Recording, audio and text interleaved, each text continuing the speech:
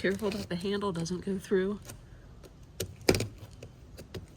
So you know you've got a problem when you can stick a flat blade screwdriver right through the structural support of your backyard patio. We've got some seriously rotting wood here, and the goal of this video is to save you guys hopefully what's going to be hours of research that we did on how exactly to replace this wood on a load-bearing structure. And this is pine.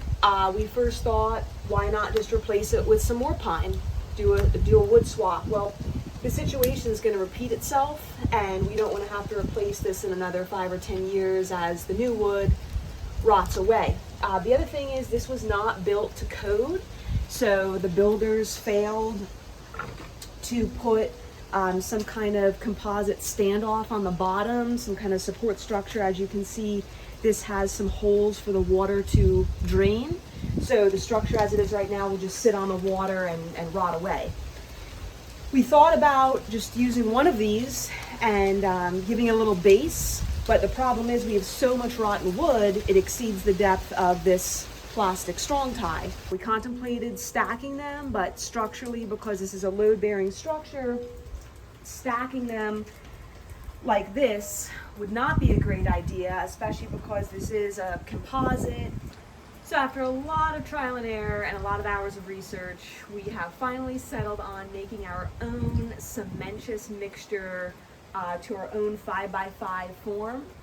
So follow along as we go on that journey today, and don't forget to hit that like and subscribe button for more weekly home updates and tips coming your way. If you're replacing wood on a weight-bearing structure, be sure to jack it up first. Pro tip, always clearly mark where the post lands on the concrete or the ground before further moving it. Want to make sure that gets right back where it was originally seated.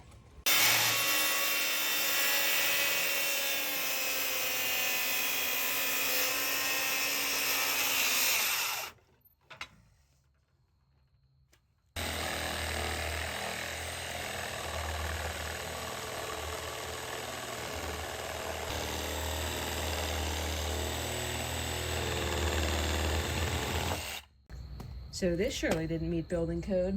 No. Between that, not having anything on the bottom here, woo, far from code leads to failure. Looking like 5 3/8 for the side of our concrete corral.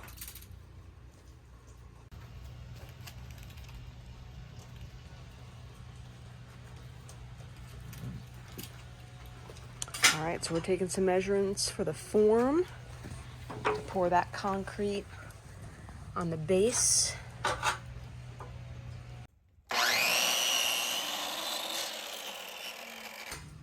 This post just so happened to fall on an expansion crack of this concrete patio, so we put in some garden stakes just so when we're mixing up that concrete, we don't get any in that expansion crack.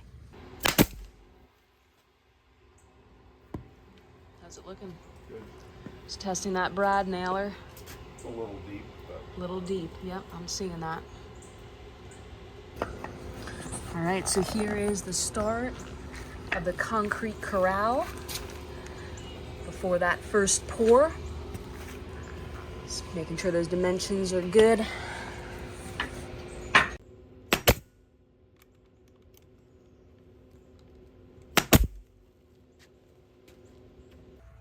If you don't have a brad nailer, you can also use a series of adjustable clamps.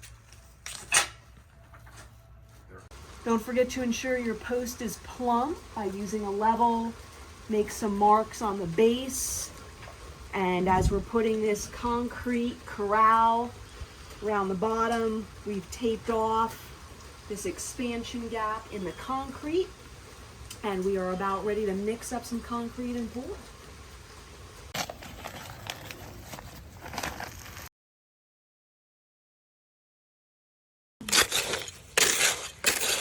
Temperatures are a little on the chilly side today, so we used some warm water, mixing up that concrete.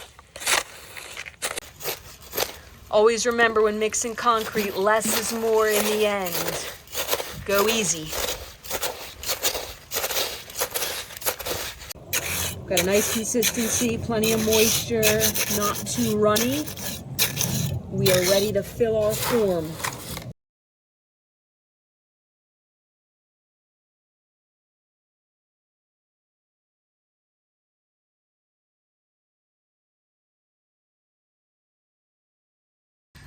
Well, we're still stuffing in concrete and now potentially debating, would it have been easier to just go ahead and replace the entire post? We would have to trim it out, would likely be a more expensive project.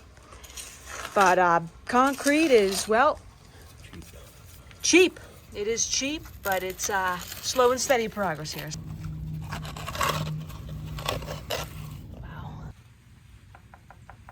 All right, that is looking pretty solid. Waited about 4 hours.